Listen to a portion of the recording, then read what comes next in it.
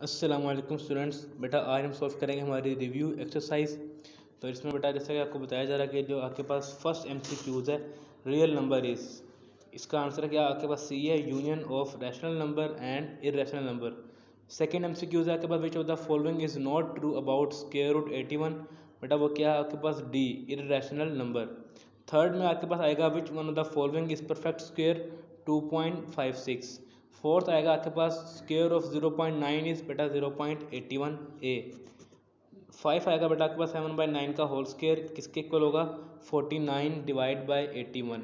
और लास्ट में आपके पास आता है 1 + 2 + 3 + 4 + 5 + 6 + 7 + 8 तक गए।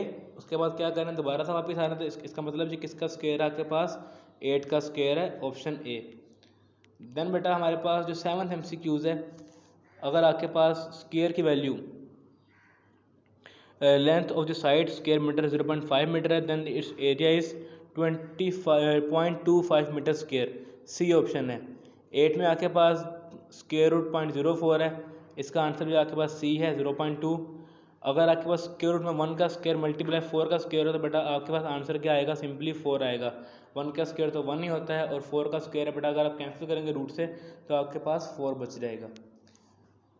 जो आपके पास 10th एमसीक्यूज है, इसका आंसर 6 है, सिंपली सॉल्व करेंगे। आपने क्यूब रूट सॉल्व करना है।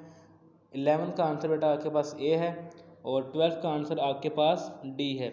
इसके अलावा जो बाकी क्वेश्चंस हैं वो आपने खुद सॉल्व करने हैं, प्रैक्टिस करनी है उनकी अच्छे से। Thank you.